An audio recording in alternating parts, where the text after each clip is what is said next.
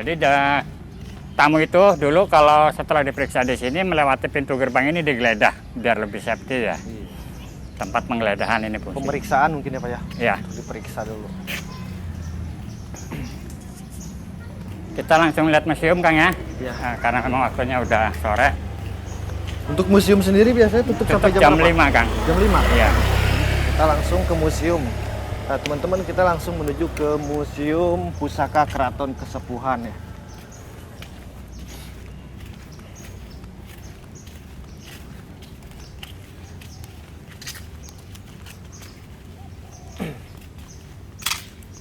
Ini Museum Pusaka Keraton Kesepuhan.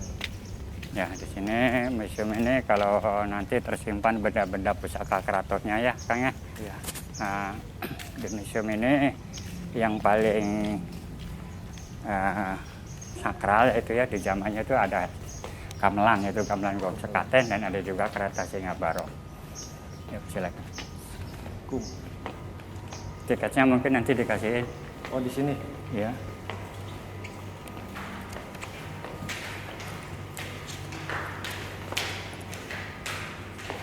Jadi teman-teman semua nih, jadi tiket yang tadi kita terima Ya, di luar, Bos, kita serahin di sini juga untuk disobek.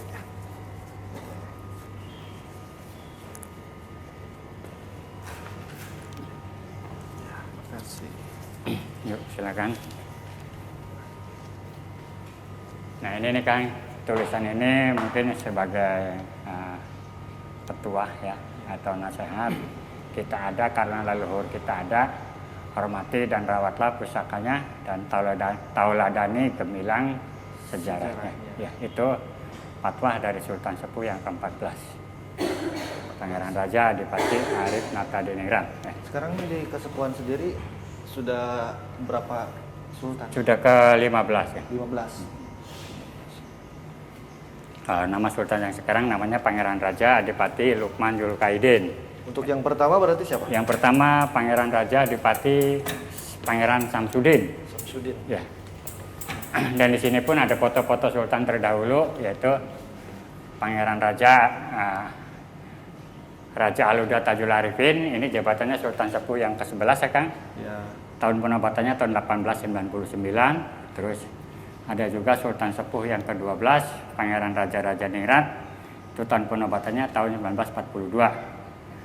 Dan di sini pun ada Pangeran Raja Adipati Haji Dr. Maulana Pakuningrat. Itu jabatannya Sultan Sepuh yang 13. Itu di sini tahun-tahun yang di bawah itu semuanya tahun penobatan Kang ya. Ya. Nah, lanjut kita ke lorong sini, ada benda-benda. Ini awalnya pegangan para prajurit keraton yang ini dinamakan pedang suduk. Suduk. Ya. Terus ada juga benda-benda motif khas keraton, yaitu ada keris, ada kujang dan sebagainya. Ini di sini ada aneka jenis kujang. Ini kujang ya? Ya, itu kujang itu motif dari pusaka Jawa Barat ya Kang. Dan di sini pun ada motifnya, yaitu ada kujang cangak, kujang kudi, dan kujang congkrang. Ya. Nah, terus di sini pun ada benda-benda pusaka yang lainnya. Ini ada aneka jenis keris, dan pada waktu itu keris ini dipegang para perwira tinggi keratonnya ya, Kang ya. Dan sampai sekarang masih ada ini. Sekarang masih ada, dan memang kemungkinan benda-benda ini dulu sistemnya inventaris ya Kang. Iya. Jadi semasa aktif para perwira tinggi itu dikasih benda untuk dipegang ya. Nah setelah dia pensiun baru benda itu dikembalikan lagi ke keraton ya. Nah beda lagi di sini Kang, ada di lemari ini ada benda sama-sama juga ya, benda-benda khas Jawa Barat, ada kujang wayang, tapi ini lebih mengacu ke milik pribadi Kang atau koleksi Kang ya. Yeah. Ini koleksi dari Pangeran Cakrabuana dari Kerajaan Galuh atau dari Kerajaan Pajajaran Kang. Ini benda-bendanya ya.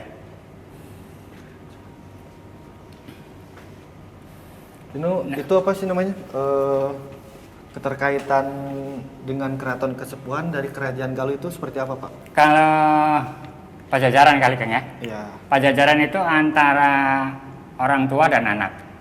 Ya, kalau berdirinya Kesultanan Kesepuhan itu pendirinya itu adalah anak dari Prabu Siliwangi Kang. anak pertama dari Prabu Siliwangi yang bernama Pak Prabu Walang Sungsang. Ya. Dia memang sengaja meninggalkan istana Pajajaran itu karena logikanya dia di sana mungkin persaingan sama keluarga sepupunya ya. Sama saudara sepupunya, jadi mungkin dia tidak di sana tidak kerasan, akhirnya dia meninggalkan istana Pajajaran untuk memperdalam agama ya. Yang dituju yaitu di Padepokan Syekh Nurjati yang ada di yang sekarang dijadikan komplek makam raja. Ya. Kalau nggak salah Pangeran Walang Sungsang itu di Cirebon itu dikenal sebagai Baku Cirebon ya? Betul, ya. Dia karena sebutan gelar Baku itu tokoh yang dimuliakan atau ya yang disepuhkan ya, yang sebutan Kuwu itu berarti yang dihargai gitu ya. Gitu. Berarti beliau juga asal muasal dari berdirinya kota Cirebon juga. Betul, ya? Jadi dia yang babadutan, yang bikin padepokan itu memang dia, Kang ya. Baku Cirebon dikasih gelarnya itu. Nah di sini lanjut ada dua jenis motif peti ya Kang. Ini motif khas Mesir dan ini pun ada peti motif khas Cina. Kali ini dibawa oleh Sunan Gunung Jati dan ibunya. Kalau yang ini dibawa oleh putri Cina yang bernama Putri Ongtin. Ya. Sejarahnya kalau Putri Ongtin itu pertemuan Sunan Gunung Jati dengan Putri Ongtin itu Sunan Gunung Jati pas mendapatkan tugas untuk menyempurnakan ilmu sampai ke negeri Cina ya kan. Ya. Nah pas di negeri Cina Sunan Gunung Jati itu disenengin sama putri kaisarnya. Karena Sunan Gunung Jati logikanya mau menyempurnakan ilmu, jadi begitu dia sudah tamat itu dia kembali lagi ke Cirebon sini. Selang beberapa tahun akhirnya putri Cina itu menyusul ke sini kan. Dan logikanya dia untuk minta terus terang untuk dinikahin sama Sunan Gunung Jati. Dan dia dari negeri Cina itu sambil bawa 5 armada kapal yang isinya itu ada beberapa guci, keramik dan sejenisnya ya. Memang terbukti ini masih ada bekas barang bawaannya dia ya. Zaman dulu logikanya masih belum, kalau orang bepergian itu barang bawanya itu ditempatkannya pakainya peti kan. Logikanya dulu masih belum ada tas, koper dan sebagainya ya. Jadi yang paling dominan itu Peti. Pakainya peti kan. Makanya peti ini dinamakan peti motif khas Cina ya. Nah lanjut ya Kang. Nah, mungkin mohon maaf yang perlu-perlunya aja Kang ya. Siap. Ini ada kereta Singa Barong ya Kang. Kereta Kencana atau kereta Singa Barong. Kereta ini dibikin oleh cucu Sunan Gunung Jati yang bernama Pangeran Angkawijaya atau Panembahan Losari Kang ya. Iya. Nah, kereta ini fungsinya dipakai untuk acara satu suro, yaitu satu suro itu ada acara kirab. Kereta ini selalu keluar keraton ya, ditaikin sama raja dan ditarik dengan 4 kerbau bule atau kerbau putih Kang ya. Ini selalu rutin. Ini terakhir dipakai di pemerintahan Kesultanan yang keberapa ini Pak? Ini terakhir dipakai itu kurang lebih sekitar tahun 1942 terakhir ya, terus sudah dimuseumkan. Nah, udah lumayan lama juga ya. ya. Dan acara kirab pun kalau pas lagi di Indonesia masih normal, Ya. itu masih diadakan, tapi yang dipakai bukan kereta ini Kang, ada replika dari kereta Singa Barong ini. Ya. Jadi kereta ini sudah sama sekali sudah dimuseumkan ya. Gitu. Oke, kita lanjut kemana Pak? Ayo kita ke sini Kang. Ini gamelan gong sekaten ya Kang. Gong apa? Gong sekaten ini yang tadi sekaten. dibunyikan di sana ya. Oh iya. Gong sekaten itu fungsinya untuk penyambutan kalau raja habis turun surat Id Kang. Jadi ini identiknya gamelan ini biasa dimainkan 1 tahun 2 kali Kang. Satu Idul Fitri sama Hari Raya Idul Adha Kang ya. Berarti gong ini yang dibunyikan yang di depan itu apa Yang di namanya? depan, Siti Inggil Kang. Siti Inggil. Ya. Siti Inggil. Wah, ini bagus, masih terawat sampai Ya. sekarang ya Pak ya. Lanjut di sini ada gamelan Megamendung ya Kang. Ya. Gamelan Megamendung itu untuk penyambutan tamu-tamu pribadi raja Kang. Ya. Ini biasanya Dimainkannya di Dimainkannya istana, Oh, nanti di di sana istana. Kang ya. Beda kalau yang itu di Siti Inggil, kalau yang ini di istana Kang. buat di istana. Ya. Ini ada kursi Ini kursi apa ini? model Eropa, tapi ini yang bikin atau produknya masyarakat lokal Kang ya, orang-orang Cirebon, tapi ini cuma motifnya aja yang motif Eropa. Ya. Nah, lanjut di sini ada beberapa senjata ya atau mata-mata tombak. Itu sebelah sana ada yang bermata 3 trisula, bermata 2 duisula, bermata 4 catursula. Yang 4 catursula. Ya, yang 4 catursula Kang ya. Nah, ini di sini pun di depan sini ada senjata perang juga, yaitu ada sejenis bayonet. Biasanya logikanya dipasang di ujung senapan Kang. Jadi kalau pas tentara atau prajurit pas lagi berperang itu kehabisan peluru, ini masih difungsikan ya untuk menusuk dan sebagainya. Oh. Gitu. Jadi kalau misalkan kehabisan peluru ini tinggal dibuka ya, aja ya iya. untuk jadi senjata ya Pak? Iya. Nah kalau itu seragam apa itu? Itu hasil rampasan perang pada perang di Sunda Kelapa Kang. Itu baju jirah atau baju krek atau mungkin baju anti peluru Kang. Sunda Kelapa berarti Jakarta? Jakarta. Batavia mungkin ya? Ya, jadi ini hasil rampasan perang dari bangsa Portugis ya kan. Ya. Pada waktu itu tahun 1527 Sunan Gunung Jati menugaskan Raden Fathahillah untuk memerdekakan Sunda Kelapa Kang. Ya. Dan alhamdulillah daerah Sunda Kelapa bisa direbut sama Raden Fathahillah dan prajuritnya Kang ya. Ya. Nah setelah Sunda Kelapa sudah bisa direbut sama Raden Fathahillah dan sekaligus Raden Fathahillah pun ditunjuk menjadi pemimpin di daerah Sunda Kelapa Kang. Nah terus selang beberapa tahun nama Sunda Kelapa itu diganti menjadi Jayakarta. Dan sekaligus diabadikan nama yang tadinya Raden Fathahillah itu ya ditambah menjadi namanya Pangeran Jayakarta Kang. Nah terus ada selang beberapa puluh tahun lagi nama Jayakarta itu diganti lagi menjadi Jakarta. Dan sampai sekarang dijadikan kota ya, kota Jakarta. Raden Fathahillah itu yang menikah dengan Nyimas Ratu Winaon. Iya. Akhirnya Sunan Gunung Jati menugaskan Raden Fathahillah itu ya setelah Sunda Kelapa sudah merdeka. Nah, akhirnya sekaligus nama Raden Fathahillah pun dinikahkan sama putri dari Sunan Gunung Jati yang dari Nyimas Kawunganten yang dari Banten Kang. Iya. Ya, adiknya Sultan Hasanuddin. Ya. Ini hasil rampas, ini cindramata Kang. Kalau yang itu rampasan perang, ini cindramata ya Kang. Ini cindramata dari bangsa Mongol. Dan ini juga ada meriam ini cindramata dari bangsa India, Cina dan Portugis Kang. Ini Mongol, ini Mongolia ya? Iya. Dari Mongolia. Ini dari India ya Kang. India. Ya. Portugis. Portugis. Ya, satunya dari Cina Kang. Ya itu Cina. Ya. Berarti ada dari 4 negara nih. Ya. 4 negara. Oke, kita lanjut ke sini. Yuk kita ke sini. Ini tapi yang ini masih sekedar informasi aja Kang. Ya.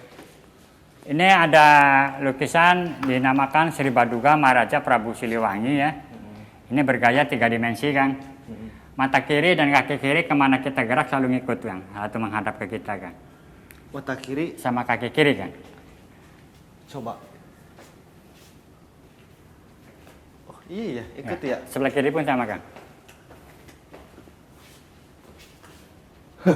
Benar ya? Iya benar. Jadi mata kiri sama kaki kirinya itu meskipun kita ke arah kiri sama, ke kanan pun sama. Ikut ya. Iya. Ke kanan juga sama ya. Tapi ini punten tidak ada unsur mistisnya ya Kang. Ini semuanya kepintaran sang pelukis saja. Ini bergaya 3 dimensi Kang. Ya. Ini kalau boleh tahu yang melukisnya? Yang melukisnya itu orang Garut Kang, Ridho Sancang Kang. Namanya Mas Ridho dari daerah Sancang Kang. Buat Mas Ridho yang melukis ini mantap. Disaksikan ya. Nah lanjut di sini ya Kang, ada peluru bandil Kang. Peluru bandil ini untuk perang juga, tapi sistemnya bukan peluru tepat guna Kang. Ini peluru bandil ini peluru perusak. Jadi kalau ada apapun yang sifatnya orang banyak atau apapun bentuk bangunan itu, ini pasti kena gitu Kang. Kalau untuk peluru tepat sasaran mungkin enggak ya, karena memang cara pakainya dibandil Kang. Bandil itu dilontar gitu Kang ya. Gini lempar gitu Pak. Dikasih alat bantu pakai tambang ya. Iya. Terus pakainya dibandil. Dan atasnya ada alat tebus dari Banten. Itu biasanya orang-orang Banten biasa atraksi ya dengan ilmu kekuatannya ya. Gitu. Nah lanjut ya Kang, itu masih banyak juga pedang-pedang dari hasil rampasan perang di Sunda Kelapa. Ini pedang-pedang ini milik bangsa Portugis Kang. Jadi dulu Pangeran Fathahillah itu mengalahkan bangsa Portugis Kang di ya. Sunda Kelapa ya. Betul. Pak, ya? Mantap. Nah beda lagi kalau yang di lemari itu Kang, itu persembahan dari masyarakat Kang. Masyarakat yang punya pusaka yang tidak mampu untuk merawatnya, akhirnya dikembalikan lagi ke keraton Kang. Karena memang di sini wadahnya kan tadinya kan di sini Kang ya. Jadi kan logikanya gini Kang, dulu orang-orang zaman dulu Kang ya, mengabdi ke keraton itu dari pihak sultan pun bukan ngasihnya tuh bukan uang dan sebagainya, biasanya tuh ada semacam untuk kenang-kenangannya tuh ada berupa pusaka dan sebagainya ya. Nah setelah orang tuanya meninggal itu anak cucunya tidak paham bahwa itu keris itu cara merawatnya gimana. Dan akhirnya kan karena memang keris itu tidak dirawat, akhirnya kan mengganggu Kang. Iya. Nah akhirnya dikembalikan lagi ke keraton gitu, ke awal tempatnya gitu ya. Ini segini banyaknya itu dinamakan keris persembahan dari masyarakat Kang ya. Dan sekarang benda-benda ini alhamdulillah sudah menjadi benda mati Kang. Tidak akan mengganggu orang lagi ya. Mungkin awalnya keris-keris ini atau benda-benda ini keris yang berhodam Kang ya. Sekarang diisi mungkin ya, sekarang sudah tidak ada. Insya Allah Kang ya, insya Allah tidak akan mengganggu orang lagi ya. Karena mungkin hodamnya sudah disterilin Kang ya, sudah dicabutin. Ya, guys.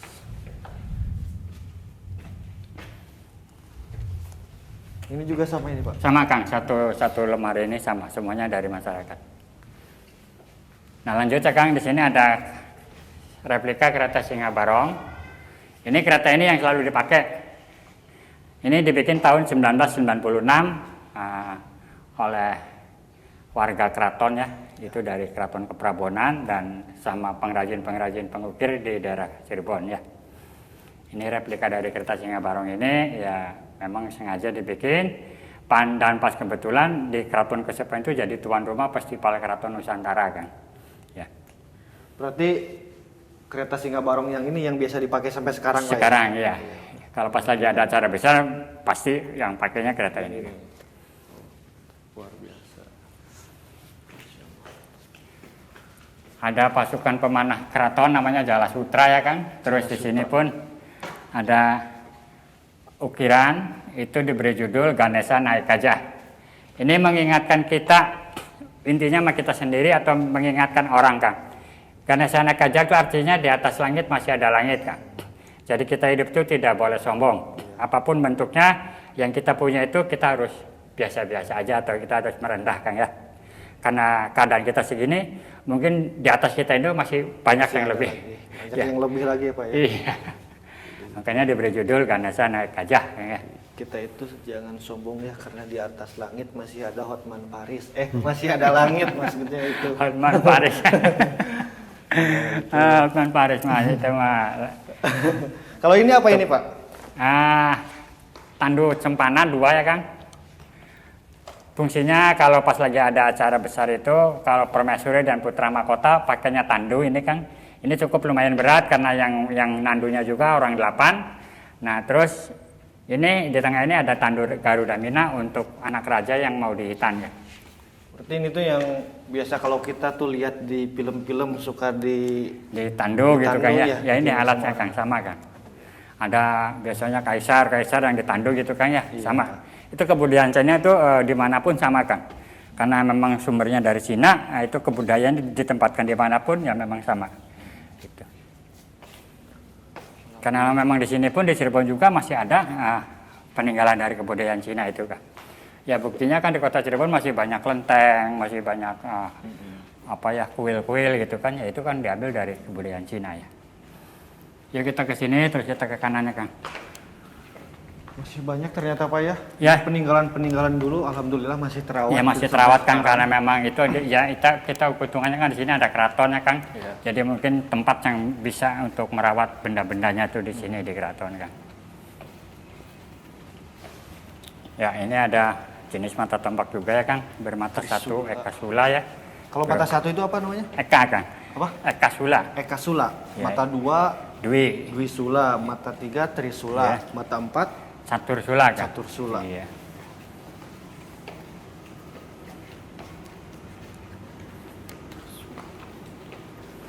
Nah lanjut, di sini masih ada beberapa benda kan. Itu ada tempurung kelapa kembar namanya kelapa jenggi. Itu konon aslinya dari Afrika kan. Yang ini ya? Iya. Dan pada waktu itu cindera mata dari bangsa Eropa ya Kang. Dan pada zamannya itu dari Pangeran Cakrabuana Kang.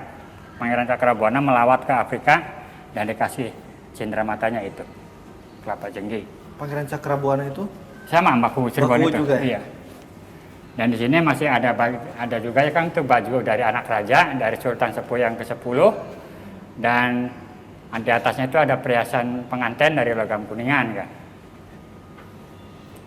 Itu berarti kuningan bukan emas ya Pak ya? Bukan. Nah di sini ada beberapa wadah tuh Kang dari logam perak. Dan ada di sana tuh ada tempurung dari buah labu yang sudah mengkristal kan. Dan samping sini juga ada perhiasan atau perlengkapan wayang orang atau wayang wong kan. Wayang Wong. Iya. Pak ini mau nanya, kalau di setiap keraton di Cirebon itu ada museum-museumnya juga. Ada, cuma yang lebih besar di sini kan. Yang ini lebih besar, Iya. lebih komplit berarti. Iya, lebih komplit dan lebih besar benda-bendanya di sini. Buat teman-teman semua yang pengen tahu juga, yang pengen lihat langsung peninggalan-peninggalan yang ada di Keraton Kasepuhan ini, bisa langsung datang ke Keraton Kasepuhan. Bisa juga kalian untuk yang mau beli cindramata ini mungkin dijual juga nih Pak. Iya, itu semuanya dijual. Yang mau beli cindramata di sini ada baju-baju, topi dan yang lainnya juga ada. Ya seperti itu.